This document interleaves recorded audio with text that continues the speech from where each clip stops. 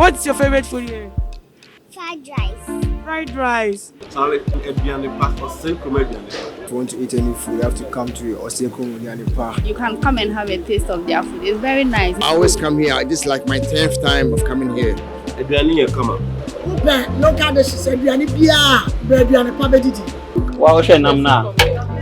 Well, you my dear BB and MBA. I had a 7 up here, Bedidi, a viral. I would order Johnny. You are bringing it right there at your doorstep. And here, Johnny pay fee. Namu Johnny Pa. Na Hane Johnny Papa walk. You were easily gone. Boundary road. Opposite the self-filling station.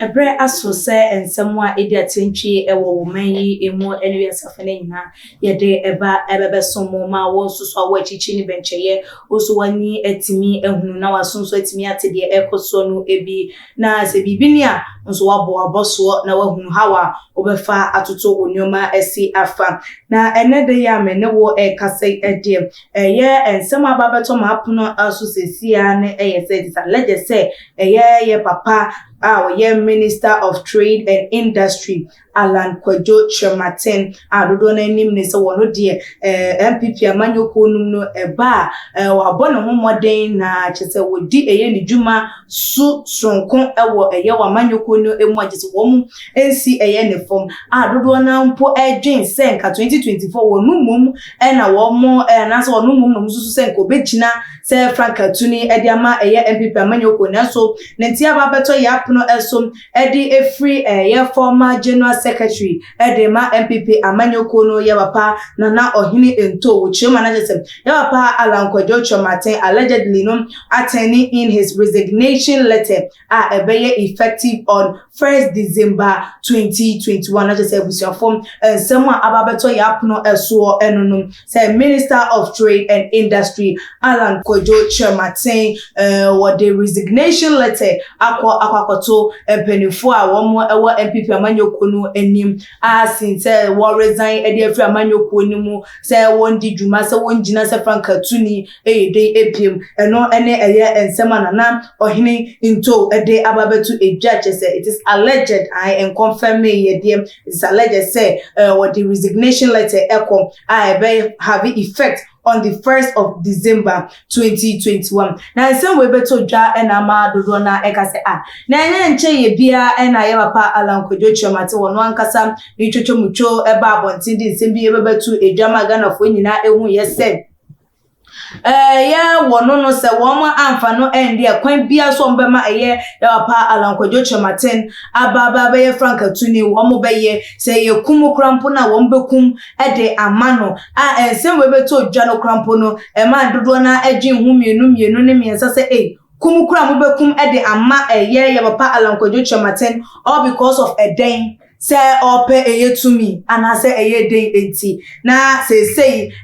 ye obi amosimu bekum ede amano fa won say mo be mano enya eye dibre a wo hwehwe anase to me a wo hwehwe ede enti ene be ma na adwen asesa sem ode eye resignation letter ebesan so akwakoto empedifo enim na eno na ebiemo nsusu na ebinum ho ne say na da bia anyem bia wusa se nso to ye ena wa hu na enti usore ya jese former fo nsusu no nsusu wa say aden den na akoso achese ama afoma foti wu hunu say enye wani mu nko na afọ na waka say obi na ehwe nso gu na say ye ba bia den na jese nso na atonti say wante say ye won chance da so mpo eye dede krampo na usode ye achese fom aya bodobodo no ma wo hunu say ampa achese anadwumu no nso eye den etoye na ni nyina mu no wo mo kan na achese wo kan de akwakosi so sem wo mo hwe say de amamu a ye papa ye mampanyi his excellency na nado dankwa Ekufuado ene na bedi eche Dr. Mahmoud Baumia ene na pamfo say de wo mo ebu o man na ebeye den ena won resign ebeye den ena won for resignation letter enko to woman because wo hwe say de nioma ekom ne ye eka ne eche say awunye hia ye de eto Ghana for eso with ye tax eba ne ebiemu levy ne ye inflation ne eche say nioma eche say enko so petrol ne won gba so wo ji e de to no so say